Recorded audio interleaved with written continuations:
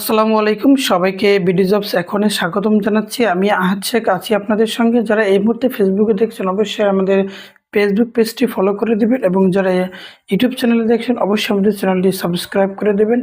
নিয়মিত চাকরি সম্পর্কে ভিডিও পেতে আপনারা অবশ্যই আমাদের সাথে থাকবেন। যারা বেসরকারি এবং সরকারি চাকরি করতে চান তারা এখান থেকে অনেক ধরনের আপডেট পাবেন, এবং আপনাদের উপকার হবে আশা করি, আমি এই প্রত্যাশা রাখতে পারি আর কি। তো অবশ্যই আমাদের ইউটিউব চ্যানেলটি সাবস্ক্রাইব করতে আপনারা ভুলবেন না। আজকে আমি যে সংস্থার এনজিওর খবর জানাবো, সংস্থার নাম হচ্ছে জাগরণ চক্র ফাউন্ডেশন। এটা বাংলাদেশের প্রায় 51টি জেলায় মাইক্রোফিন্যান্স কর্মসূচি বাস্তবায়ন করছে, এবং উক্ত কর্মসূচির আওতায় কিছু সংখ্যক লোক তারা আসলে নিয়োগ দিবেন। তো সেই বিষয়ে আমি আপনাদেরকে জানাবো।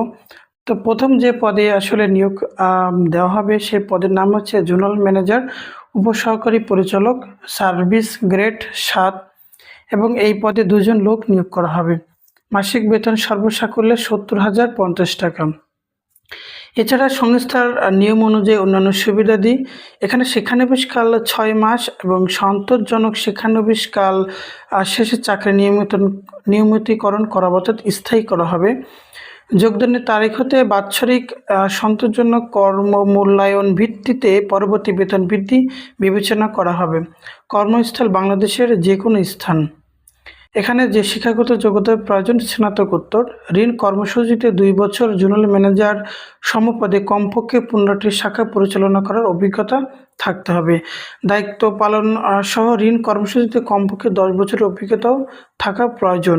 এছাড়া আরও যে অভিজ্ঞতার প্রয়োজন তা হচ্ছে computer, office program, email browsing জানতে হবে। বাংলা ও ইংরেজি ভাষায় কথা বলা ও লেখার দক্ষতা থাকতে হবে। সরকারি বেসরকারি পর্যায়ে যোগাযোগ দক্ষতা থাকতে হবে। নেতৃত্বদানের সক্ষমতা এবং ক্ষমতা, দক্ষতা সব কিছুই এখানে থাকতে হবে। কর্মকালীন শেষে প্রতিষ্ঠানে গ্রহণযোগ্যতা থাকতে হবে। অধীনস্থ কর্মকর্তা কর্মী পরিচালনার দক্ষতা থাকতে হবে। সংস্থার প্রতি আস্থাভাজন অনুগত হতে হবে। এখানে সর্বোচ্চ 45 বছর বয়স পর্যন্ত আপনি আবেদন করতে পারবেন। এরপর হচ্ছে 2 নং পদ হচ্ছে শাখা ব্যবস্থাপক অর্থাৎ ম্যানেজার, সার্ভিস গ্রেড 11, পদের সংখ্যা 100 জন। শিক্ষানবিশকালীন মাসিক বেতন সর্বসাকুল্যে 40,000 টাকা। সন্তোষজনক শিক্ষানবিশকাল শেষে চাকরি নিয়মিতকরণ সহ মাসিক বেতন 50,070 টাকা। এছাড়া নিয়ম অনুযায়ী অন্যান্য সুবিধাদি, কর্মস্থল বাংলাদেশের যে কোনো স্থানে হতে পারে, বাংলাদেশের যে কোনো জেলার যে কোনো জায়গায় হতে পারে। এখানে শিক্ষাগত যোগ্যতা স্নাতকোত্তর এবং অভিজ্ঞতা থাকতে হবে 8 বছরের, এবং জাতীয় পর্যায়ে এনজিওতে ন্যূনতম 3 বছরের অভিজ্ঞতা থাকতে হবে। কম্পিউটারের পাশাপাশি অফিস প্রোগ্রাম এবং ইমেল ব্রাউজিং জানতে হবে, এবং সরকারি বেসরকারি বিভিন্ন পর্যায়ে যোগাযোগের যে বিষয়টা এটাও তার অবগত থাকতে হবে এবং অভিজ্ঞতা থাকতে হবে। এছাড়া এই কাজের জন্য তাকে অবশ্যই মোটরসাইকেল চালানোয় পারদর্শী হতে হবে এবং তাকে বৈধ ড্রাইভিং লাইসেন্স থাকতে হবে। তৃতীয় পদ হচ্ছে শাখা হিসাবরক্ষক, সিনিয়র অফিসার, সার্ভিস গ্রেড 13। এখানে 100 জন লোক নিয়োগ করা হবে। মাসিক বেতন সর্বসাকুল্যে 30,000 টাকা, এবং সন্তোষজনকভাবে শিক্ষানবিশকাল শেষে চাকরি নিয়মিতকরণ করা হলে তার বেতন ধরা হবে 37,070 টাকা। এছাড়া নিয়ম অনুযায়ী অন্যান্য সুবিধাদি তিনি পাবেন। কর্মস্থল বাংলাদেশের যে কোনো জেলায় হতে পারে, এবং এখানে আপনার শিক্ষাগত যোগ্যতা থাকতে হিসাব বিজ্ঞান অথবা ব্যবস্থাপনায় স্নাতকোত্তর। ঋণ কার্যক্রমে শাখা হিসাবরক্ষক পদে মিনিমাম 3 বছরের তার কর্মদক্ষতা থাকতে হবে। এছাড়াও অফিস প্রোগ্রাম, ইমেল ব্রাউজিং ইত্যাদি বিষয়ে তার জ্ঞান থাকতে হবে, এবং টাইপিংয়ের ক্ষমতা বাংলা এবং ইংরেজি উভয়ে তার দক্ষতা থাকতে হবে।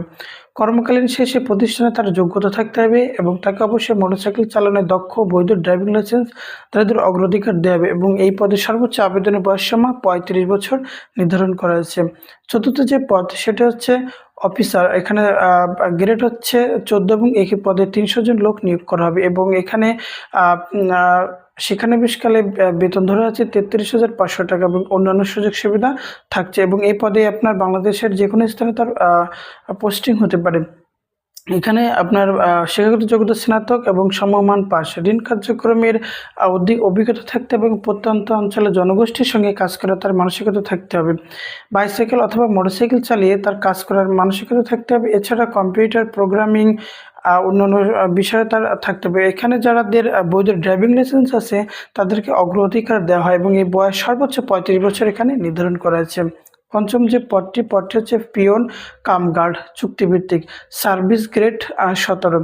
এখানে 100 জন লোক নিয়োগ করা হবে এবং মাসিক বেতন ধরা হয়েছে 15,000 টাকা ছাড়া অন্যান্য যে সুযোগ সুবিধা সেটা তিনি পাবেন। ন্যূনতম শিক্ষাগত যোগ্যতা এসএসসি সমমান পাস। সংশ্লিষ্ট কাজে অভিজ্ঞতা প্রার্থীদেরকে আসলে অগ্রাধিকার দেওয়া হবে এবং বয়স 30 বছর। সুযোগ সুবিধার সময় বেতন ভাতা ছাড়াও সংস্থার নিয়ম অনুযায়ী বাৎসরিক ইনক্রিমেন্ট, উৎসব ভাতা, সিপিএফ, গ্র্যাচুইটি, বৈশাখী ভাতা, ইনসেন্টিভ বোনাস, লাঞ্চ ভাতা, অর্জিত ছুটি, নগদায়ন, দূরত্ব ভাতা, মোবাইল বিল, যাতায়াত ভাতা, মোটরসাইকেল ঋণ সুবিধা, পারফরমেন্স ভাতা, সন্তানের ভাতা সহ অন্যান্য সুবিধা প্রাপ্য হবেন। এছাড়া নির্ধারিত মেয়াদান্তে যোগ্যতা, দক্ষতা, কর্ম মূল্যায়নের ভিত্তিতে উচ্চতর পদে পদোন্নতির সুযোগ রয়েছে। 5 নং পদ ব্যতীত সকল পদের শিক্ষানবিশকাল 6 মাস। 5 নং পদ ব্যতীত সকল পদের জন্য সকল পরীক্ষায় কমপক্ষে 3য় বিভাগের শ্রেণী থাকতে হবে। গ্রেড পদ্ধতির ক্ষেত্রে 4 পয়েন্ট মাত্রার স্কেলে কমপক্ষে 2 পয়েন্ট এবং 5 মাত্রার স্কেল কমপক্ষে 2.50 মানে সিজিপিএ থাকতে হবে। এখানে আপনি কিভাবে আবেদন করতে পারবেন? নির্বাহী পরিচালক, জাগরণী চক্র ফাউন্ডেশন বরাবর আবেদন করতে হবে। আবেদনপত্রের সাথে প্রার্থীর সদ্য তোলা পাসপোর্ট সাইজের রঙিন ছবি সহ পূর্ণাঙ্গ জীবন বৃত্তান্ত সংযুক্ত করতে হবে। আবেদনপত্রের মোবাইল নম্বর এবং খামের উপর পদের নাম উল্লেখ করতে হবে। শাখা ব্যবস্থাপক, হিসাবরক্ষক ও অফিসার পদের জন্য রেজিস্ট্রেশন ফি বাবদ 300 টাকা পরীক্ষা কেন্দ্রে জমা দিয়ে মানি রিসিট সহ নির্বাচনী পরীক্ষায় আপনাকে অংশগ্রহণ করতে হবে। পরবর্তীতে নির্বাচিত প্রার্থীদের চূড়ান্ত নিয়োগের সময় শাখা ব্যবস্থাপক পদের জন্য 20,000 টাকা এবং শাখা রক্ষক পদের জন্য 15,000 টাকা এবং অফিসার পদের জন্য 10,000 টাকা জামানত মুনাফা সহ ফেরতযোগ্য জমা দিতে হবে। জামানতের টাকা জাগরণী চক্র ফাউন্ডেশন শিরোনামে শুধুমাত্র MICR পে অর্ডারের মাধ্যমে জমা দিতে হবে। নগদ বা অন্য কোনো মাধ্যমে এ অর্থ গ্রহণ করা হবে না। এছাড়া 300 টাকার নন জুডিশিয়াল স্ট্যাম্পে অঙ্গীকারনামা প্রদান বাধ্যতামূলক।